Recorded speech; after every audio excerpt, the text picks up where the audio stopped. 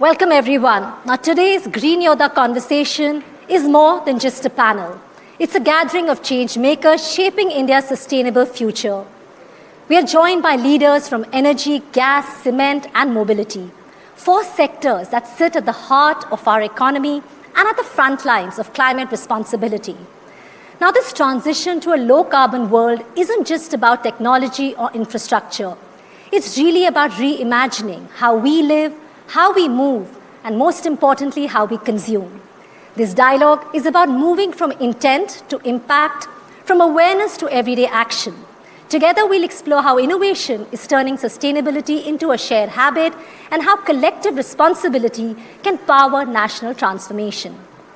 So we have an amazing panel. Thank you all so much for joining us. Let me introduce you to. We have Mr. Suresh Manglani, CEO, Adani Total Gas.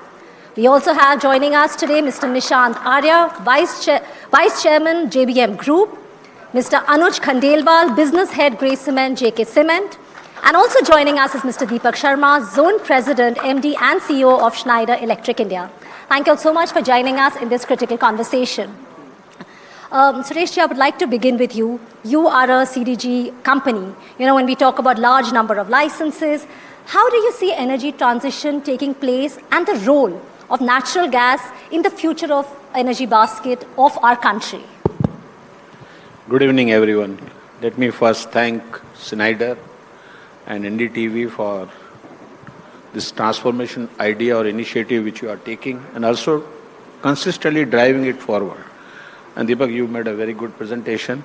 I think you saw Honorable Chief Minister multiple times she referred your presentation, and I think she has gone back with some more promises within herself. Now, actually, after seeing the Deepak's presentation and CM's remarks, I think maybe I may be seen as an odd man out here, that I am not driving EV. Of course, my company does the EV also, but primarily our company is on the city gas distribution. Now, I always say that you can't see a movie with one star only. There have to be co-starers. So then only you will enjoy the movie, and every star should have its space. And you really feel, if I saw 3 Idiots, I think movie was good. Because there were 3 stars. If you have only one Amir Khan playing, that movie you won't like it actually. So I think every fuel will have its space. In my view, in Indian context, where we have 1.45 billion people, GDP growing with 7.5–8%, Honorable Prime Minister has laid down the vision of 5 trillion economy by 2030. And at the same time, when Government of India set the target of 500 gigawatt of renewable energy, there was another commitment was made by India that natural gas share in energy basket will grow from 6 to 15%. So in Indian context, where even today per capita consumption is comparatively very low vis-a-vis the developed country, I think we should also talk about energy coexistence. Yes. Not only energy transition. So in that sense, in my view, natural gas will certainly have its own role. When we have to drive it from 6.5% to 15%, it has to almost go to 3 to 3.5x. So it is going to have a good space in future. Not only energy transition will happen, of course transition will happen because EV or renewable energy, natural gas, hydrogen, they will replace to some extent the solid fuels which are being consumed today and also expand the demand of more cleaner energy. In the future, more consumption of cleaner energy will happen. I'll just give you 1 or 2 data points. When I say energy coexistence, in 2021, India sold roughly 2 lakh CNG vehicles, 4-wheelers. In 26, India is selling almost 12 lakh CNG vehicle. So 6 times growth. At the same time, 2021, India sold 5,000 4-wheelers, and 2026 we will be almost crossing 2 lakh 4-wheelers, so which is almost 40 times growth. If I talk about the buses, we had 4,000 buses in 21, today it is 10,000. At the same time, we had roughly 400 buses in EV, and we are going to go around 5,000 buses. So I think these are coexisting, if you Absolutely. see. And in future also is going to coexist. So that's what... In fact, thank you so much, Suresh, for sharing those impactful numbers. Really shows that the transition is happening and, of course, need for more. But thank you for sharing that. And like you rightly said, 3 actors. But initially also I said we have 4 very, very important sectors. But thanks for bringing that out so differently. Nishant, coming to JVM, right? It's deeply invested in electric mobility, sustainable transportation. Now, how do you ensure that manufacturing of clean mobility solutions, it itself is cleaner, smarter green systems? How are you ensuring that? So see, it's very interesting and opportune time for India when I look at it as not India's decade, but India's century now. And whilst we do this, we see that India is becoming slowly the manufacturing powerhouse for the world. And in the moment we end up looking at that, we see that technology is playing a very critical role. And when technology plays a very critical role, you have to see that how all facilities, which probably 10 years back people used to look at, Industry 4.0, machine-to-machine connectivity, and high level of automation as something which is great to have, but today it's hygiene. So it's very basic in nature for any company to be competitive in the global market. At the same time, how you are using digitization and data connectivity, data analytics, IoT, and clearly understanding that how real-time decision-making is becoming very essential. So when we are catering to customers in India and across different parts of the world, we see that every customer is looking for an experience. So when they are looking for an experience, you have to see that how do you give them a customized package and what's relevant for them. And that's where, in terms of EV ecosystem, you try and see that in terms of, as the Honorable Chief Minister also spoke a couple of times about electric vehicles, and then charging solutions, lithium battery technology, power electronics, semiconductors. But many of these are not very well understood by an end user because they may seem to find it not very layman worthy in terms of the jargons and the terminologies which they have. So one has to categorically understand that how do each one of them convert into a user-friendly experience, and how are we able to build products which are able to cater to their requirements. So I think that's what our ethos is as an organization, whilst we try to see that sustainability drives scalability. Yes. And whilst you do that, you have to look at the whole ecosystem. So when you talk about, as she spoke about, renewable energy as well, so from generation to consumption, how do you make everything green? And whilst you're doing that, so you see today, close to 50% of the installed capacity in India is renewable with different form factors, and close to 20 to 23% of the gigawatt hours produced are renewable gigawatt hours. So today we are seeing that the grids are finding and having challenges whilst they are doing so during the day. So I think solutions like EV, where you're using them, really see that how that can be consumed, and from end-to-end perspective. So as Suresh mentioned, about 500 gigawatt of renewable energy and then 1,000 gigawatt by 2047. So we are having a roadmap where you are seeing that you are having things like semiconductor electronics in place, to renewable energy, to electric mobility, and to the final user. Absolutely. And I think what you said, sustainability really leads, when I talk about scalability, Correct. Reaching out to the masses. I think that's also, again, a very important point when we talk about making it a people's movement, how each one of us can also make a difference. But of course, from the mobility aspect, well, thanks for sharing that. Just moving on to the next one, Anuj, talking about cement. Now, coming to cement, it's often seen as a carbon-intensive industry. When we also looking at India's growth, India's infrastructure, the way it's accelerating, obviously it means that the demand for cement is only going up. How is JK Cement really balancing? Of course, growth is important, but keeping decarbonization in mind. No, I think it's an excellent question. Look, you are absolutely right. The cement industry is one of high emitter industries. Basically, every ton of cement which gets produced releases globally 640 kgs of CO2, which is high. And the good thing is India is one of the more efficient ones, but still the number is quite high. And India is just getting started in terms of construction, right?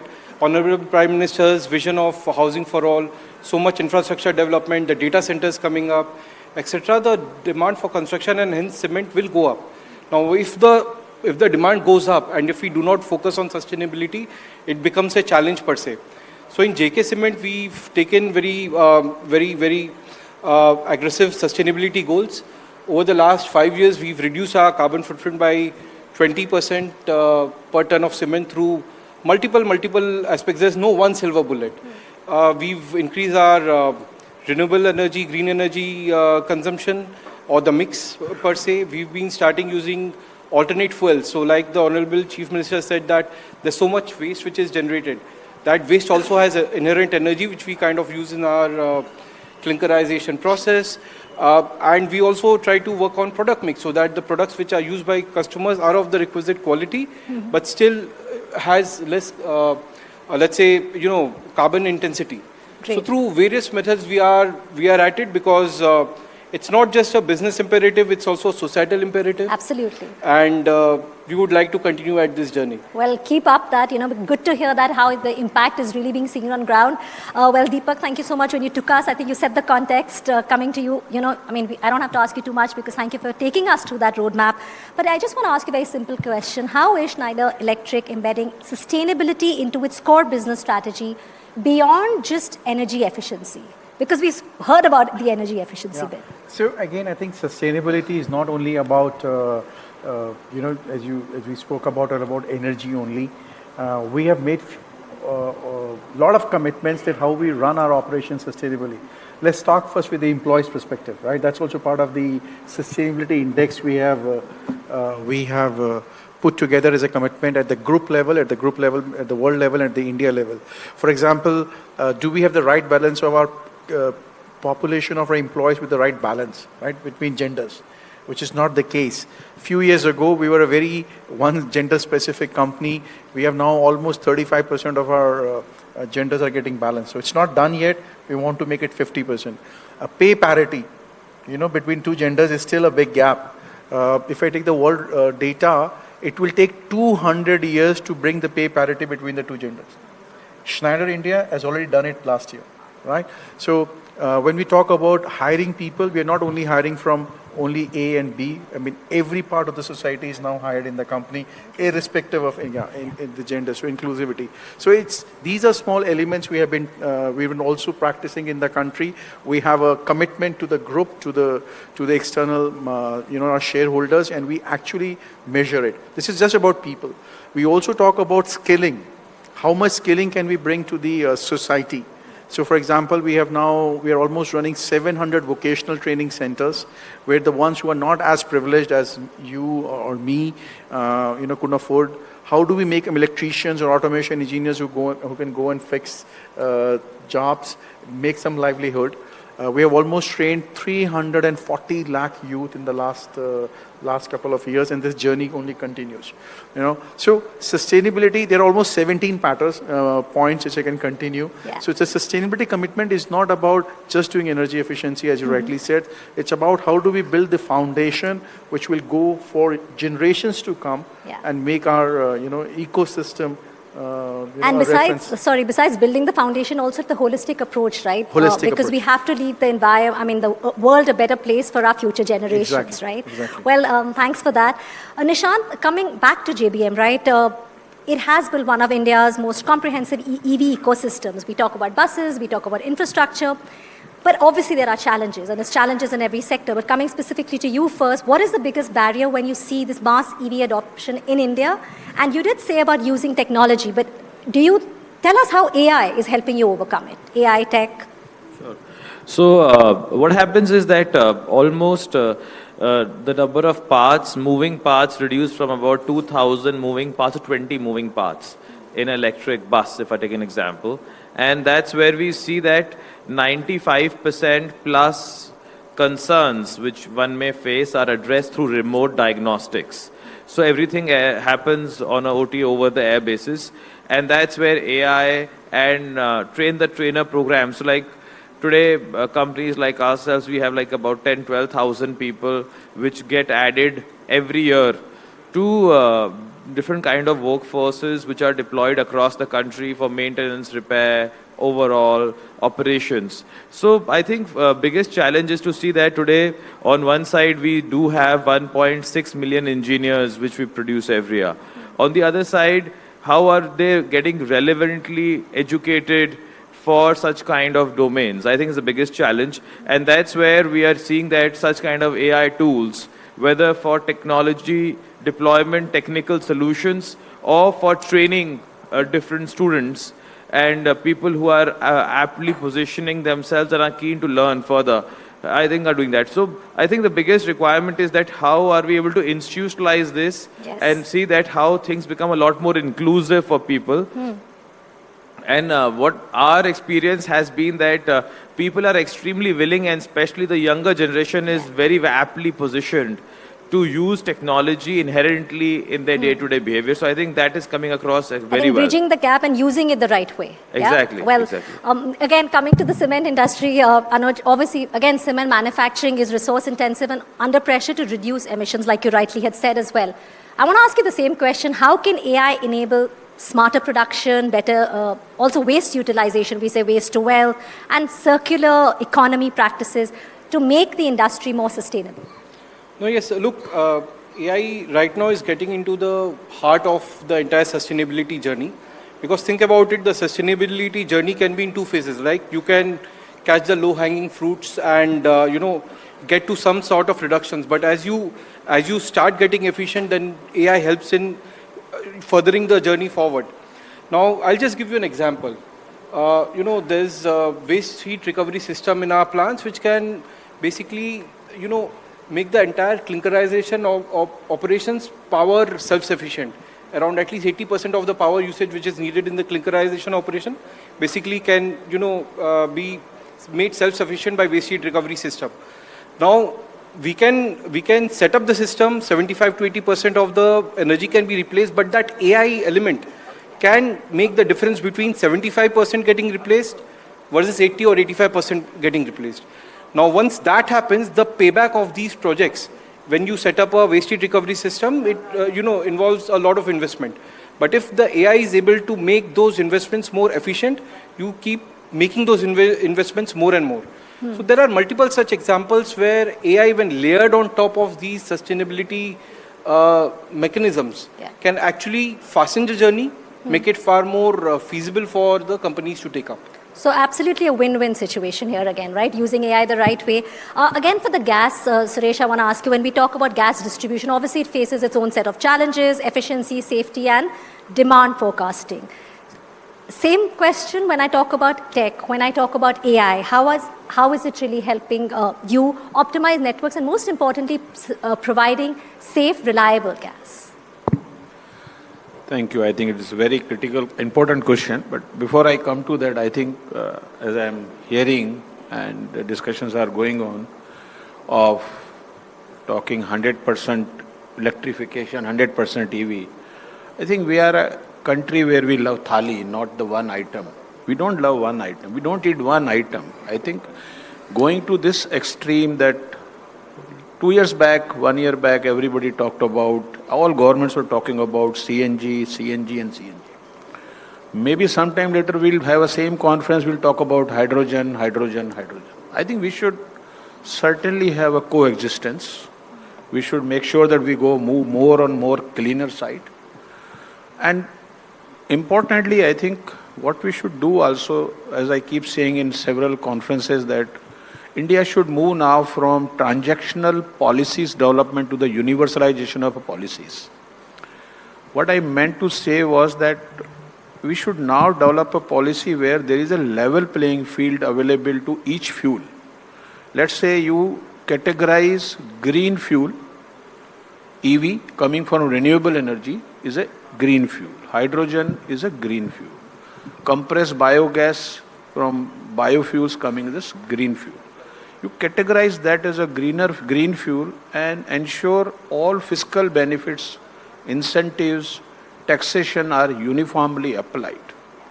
Then you categorize cleaner fuel, CNG, LPG, LNG, they will be all falling under cleaner fuel and certain emission norms. Ensure that all policy development across the ministries, state or central, are driven by giving same fiscal benefits, taxation benefits to the cleaner fuel. And then you have a rest of the fuel, coal, fuel oil, several liquid fuels, solid fuels, and you have a rest of the fuels. Yeah. So that will drive us that tomorrow when hydrogen comes, renewable power driven EV comes, they are being given space in that thali that you have greener fuel, then you have a cleaner fuel and the rest of the fuel. So I think that's the way we should move because we are a very vast country. Yes. We need coexistence of the energy and coexistence of the fuels. Coming to your side of the question, briefly I will answer. Because I thought this is very critical No, for me absolutely, to what you said, communicate. But coexistence. I'll take a minute. You know, at Adani Group or at ATGL, I think across our businesses, including ATGL, automation, transformation, digitalization are part of our DNA. This is a way of life for us actually. And many of you have seen in our system how we run. Adani Total Gas is virtually a digital utility, actually. It is every device of ours, whether it is a CNG station, your home, commercial industries, all devices set up across the country in 126 districts in the country are fully connected at our command and control center. We are able to see real-time basis how the gas is flowing, how much is being sold, how much is in the tank, and how much is being lost or unaccounted. So I think we are fully utilizing the technology and we are ensuring that we pace up with the new now buzzwords which we have been talking continuously, whether it is agentic AI, humanized AI or robotic AIs, all those forms are being fully ensured that we fully utilize Yes. and also ensure we take full benefit of machine learning or large language data models, etc. So I Yeah, think so we are it's- taking full benefit of that. Well, thank you for sharing that, how it's being utilized. I think that also gives, sends out a strong message out there. Deepak, we've spoken, all our panelists here have discussed how AI and tech is helping and driving really an energy efficient India. We also heard what Schneider is doing. In your view, why don't you also share an example with us, what the company is doing and also enabling and powering this transformation? Talking about AI powering. Yes, tech, AI. So let's talk about AI. I mean, very, the buzzword of today. Everybody is on it. I mean, we do use a couple of tools.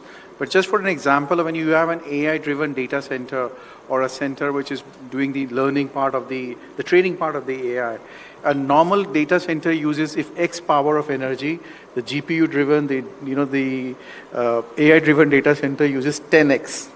Right? So if you Google and I was talking earlier, if you Google on a web page on your normal browser, and you do the same thing on a chat GPT or Gemini or any other tool, you have actually used 10 times more energy for the same question. So this energy peak is going to be the challenge as you will process more data centers. India does today around 1.5 gigawatt of data centers. We are talking about building another 6 to 8, right? High level, 6 to 8 in the next 7 years. So we would need a lot of energy. Now, I don't think in India, and we're not talking about the West, India, we don't have an energy challenge. We will have a peak demand challenge. So we can always feed energy, we can build energy, and companies like us, we talk about power to chip. The chip is the processor. Now that's where the energy passes. The real challenge is this chip, the famous GPU of the companies we hear, they generate energies at 60-70 degrees. आप actually roti बना सकते हैं उस पे. So what happens is you have to then cool it. So while you first heat it, then you have to cool it. And that's where the story of energy of grid to chip and chip to chiller becomes important. So all this energy equation would be even more needed. But again, comes back to the fundamental point we've been discussing since morning or since after early evening. How do we actually use it efficiently? So technologies are available. We're already powering those technologies. We have built one of the biggest data centers in India. I mean, without naming the brands, every second data center in this country is powered by us. But for me, the problem is not going to be the power itself. It's going to be managing the peak. So all of us doing Googling or doing ChatGPT during the day, in the night, probably only few are doing. So the load tanks. Yeah. The load tanks, how do you manage the grid? So India will not have an energy challenge. India would have a stability challenge of the grid for According managing to the peaks. Yeah, okay. Well, thank you so much for that. Now, gentlemen, before the closing remarks, one quick question, or it could be your closing remark. I'll start, I think with you, Nishant. I mean, again, 60 plus manufacturing plants operate with zero liquid discharge. I was, researching somewhere, and the renewable, obviously that shows how y'all are using renewable energy. How do you balance the scale of industrial production with the ambition of maintaining truly green facilities, something which all of us or other industries specifically can learn and take away from? I think Deepak spoke in the beginning of his presentation also about how you're deploying energy efficient systems. So the energy efficient systems which you are putting in place, coupled with green energy initiatives, like today close to about 40% plus of our energy sources are green sources. And third is that waste heat recovery and how are you utilizing and not losing out on any energy source in the facilities. Yeah. I think that's very important, and where people have to really understand that energy as a cost is one part of it, but sustainability as a commitment is something very essential. And that's why recently we were also listed as one of the leading ESG compliant companies were done in Bradstreet. Because, as an organization, not only in India but worldwide, sustainability is a core focus, not only from a business perspective, because majority of our business areas are those, but also from an organization perspective internally, each one of us try to contribute to the whole ecosystem. Great. Well, thanks for that. Anuj, closing remarks from you, please. I think, sustainability is a one-way street, which we all need, for our day-to-day lives. And as Honorable Chief Minister very rightly mentioned, and sustainability is not always at odds with profitability. And that's what we as industry leaders have to find out ways. Especially in an energy-intensive industry like ours, sustainability actually, till a large extent, actually leads to profitability improvement. So we just need to find out ways how to do it. Beyond a point, of course, as you progress forward, things will be difficult and ways have to be found out. And that's where partnerships, whether it is with the customers, with the government authorities, with service partners, with tech partners, all become very important. And we are all pledged towards making this society far more sustainable. Well, thank you for that. I think, again, a very strong message out there. Suresh ji, your closing remarks. So I'll have two messages actually. Please go ahead. But before I do that, I think I was talking a lot about the gas, but I can tell you Adani Total Gas has been ranked by international agency as globally placed 9th on ESG rating in the utility. 9th. Globally, not in India. We are India, one of the top company in the utility company which has the highest rating on ESG. So we do a lot on ESG. Now my closing remarks, I think I am saying that it is not the issue. When we talk about energy transition in this Green Yodha initiative idea, it is not energy replacement. I think it is energy expansion. Yeah. It is energy independence. How do we make, as our Honorable Prime Minister says, how do we make India Atmanirbhar on energy? So we shouldn't be saying just replace the energy. We should say how do we expand the energy? And I'll give you one example where we have been continuously working with on advocacy that MSME, the micro, small, medium enterprises is the growth engine of this country. Around 1/3 of our GDP is coming from MSME. Yes. Almost 50% exports happens from MSME. 35% of the employment is generated by MSME. And they are using almost 50 to 60% of pollutant fuels. Because, as I said earlier, on a transport fuel side or other fuel side, we need to provide level playing field to MSME to embrace a cleaner fuel. Very valid point. In NCR, MSME has to use natural gas. Outside NCR, MSME can use the coal. Yes. How do they compete when they are producing same product? They will not be able to compete. What should it be done is that, like we provide PLI, production linked incentive for manufacturing, our suggestion is that we provide consumption linked incentive CLI for an MSME for the next 3 to 5 years to embrace cleaner fuel like natural gas and make India Swachh Bharat 2.0. One we are already doing at our homes, or our factories, our offices, everywhere, walks of the life. But another Swachh Bharat is waiting for our workers who are working in MSME to breathe cleaner fuel through Swachh Bharat 2.0 by embracing CLI natural or the cleaner fuels in the MSME. Thank you so much for that very strong message again, because really the responsibility is on each one of us. Last word to you, Deepak, quickly before we wrap. So my limited request, and I want to keep the answer tagged to what we've been discussing. We are all confirming it's possible. Yes. We're all saying we can do it. Let's do it. Let's do it. I think the only passage I want to leave it is that it's not only about us in the corporates. If we can do it at our level, let's extend it to the ones who need the most. But let's do it. Let's do it. Kuch karte hain is the only message I want to leave the thought today.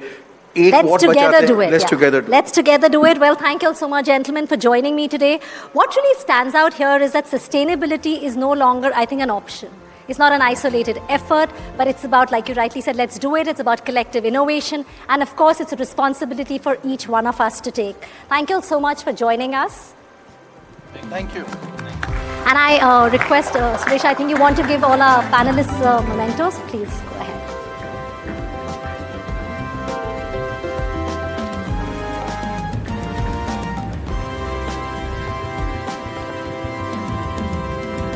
Can we please have a round of applause for our panelists who've really shared their vision and what they're doing, I think, towards a greener environment and a better country for all of us to live in.